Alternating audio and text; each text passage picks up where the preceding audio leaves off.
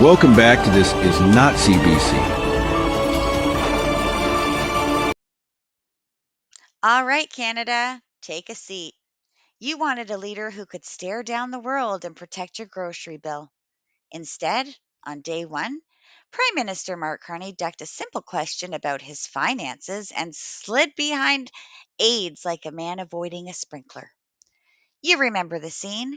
Conservative MP Michael Barrett asked twice, not a setup, not a gotcha, a straight question.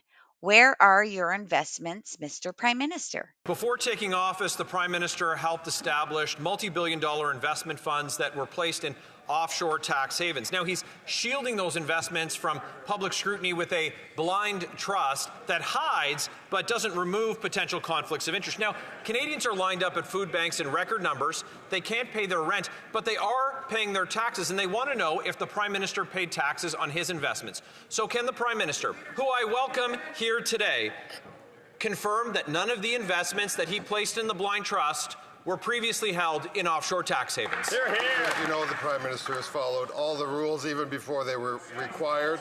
He'll continue complying with all the rules. Opposition members like to distract Canadians with these hypotheticals and conjured scenarios. The fact is we have a Prime Minister, a new government, hard at work at creating opportunity for Canadians, the strongest economy in the G7, and reducing taxes. The opposition don't like that so much, so they dig dirt on day one. Shame on them, Mr. Speaker. We're going to continue our work. Canadians don't want an explanation in how to bend over backwards to fit through ethical loopholes. They want to be reassured that after a decade of serial ethical law breaking, that they can have confidence that the Prime Minister is going above just the basic minimum standard. So the Prime Minister, again, who I welcome to the chamber, can he stand up and just assure Canadians that none of the funds that he had previously were held in offshore tax havens? And can he tell Canadians what those investments were in when he sat at his first cabinet meeting? Canada has among the most stringent ethics guidelines in the world. The Prime Minister has complied with those ethics guidelines and surpassed the requirements contained in those ethics guidelines. What the Prime Minister is busy doing is not what this member is busy doing. What the Prime Minister is busy doing is creating opportunity for Canada, standing up in a trade war against the United States, reducing our taxes, building new homes, and creating the strongest economy in the G7. That's what we're up to. Carney didn't answer, and underlining read us the usual executive spin. Blind trust, economic priority. Translation, we're not answering. Oh, but don't worry, everything's apparently legal, which hilariously is now the political equivalent of saying I wore clean socks and hoping that passes for integrity. Let's be clear about what we're asking here. It's not wild conspiracy. It's plain, simple transparency. If you're the leader whose CV includes running money for institutions with funds registered in Bermuda and the Cayman Islands, you don't get to shrug off questions while Canadians line up at food banks. You don't get to pivot to photo ops and call that leadership. Critics have asked, were any holdings previously registered in tax friendly jurisdictions? Were funds rolled into a blind trust in ways that leave citizens guessing? Those are not rhetorical questions. They're the kind of questions voters deserve direct answers to. And while we're talking accountability, how about trade?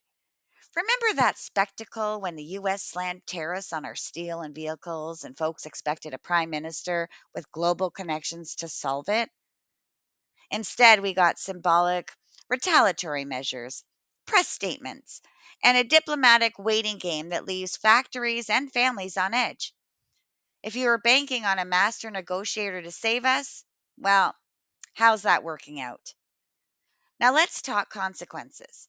Crime, homelessness, raising food bank usage, sky high housing costs, real problems Canadians feel every day.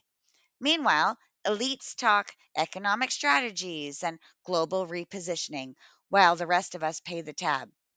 So tell me, Liberal voter, after a decade of the same playbook, why keep applauding the rehearsals while the house falls apart? Is it loyalty?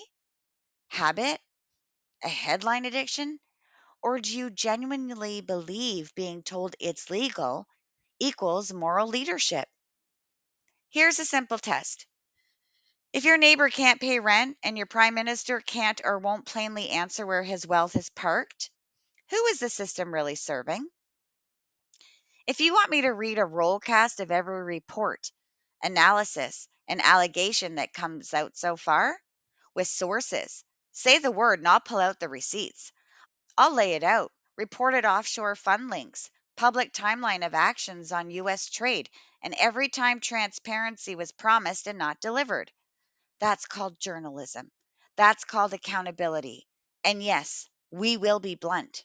So, liberal voter, Canadian watcher, undecided realist, do you accept it was legal and move on, or do you want answers?